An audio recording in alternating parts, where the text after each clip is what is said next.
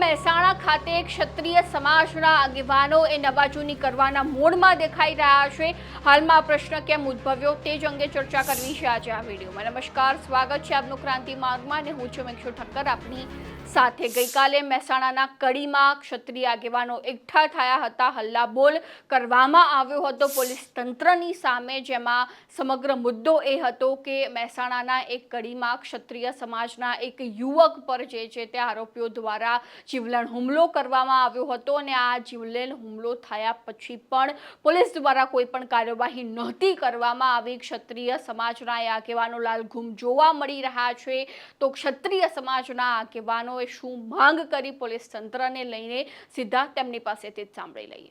હમણાં મહેસાણા જિલ્લાના કડી શહેરમાં ક્ષત્રિય સમાજના એક 25 વર્ષીય યુવાન રવિરાજસિંહ ઉપર જીવલેણ હુમલો થયો।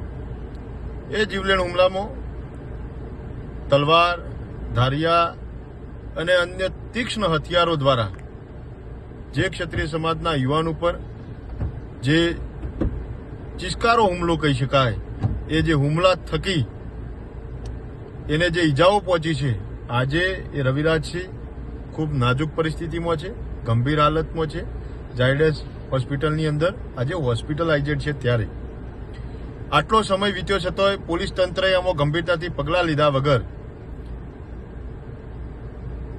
અમુક ફરિયાદના આધારે માત્ર ઔપચારિક કલમો દાખલ કરી શકાય એવી દાખલ કરી અને ફરિયાદ રજીસ્ટર્ડ કરી છે।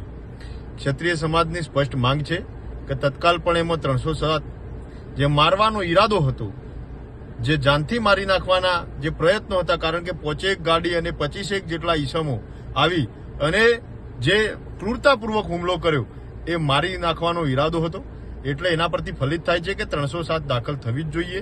એ સિવાય 120B એટલે ષડયંત્ર મુજબ એને મારવાનો પ્રયત્ન થયો છે, એટલે આ ગંભીર કલમો સાથે ફરિયાદ દાખલ થાય અને એમાં તમામ આરોપીઓની ધરપકડ થાય અને કડકમાં કડક કાર્યવાહી થાય એવી સ્પષ્ટ ક્ષત્રિય સમાજની માંગ છે।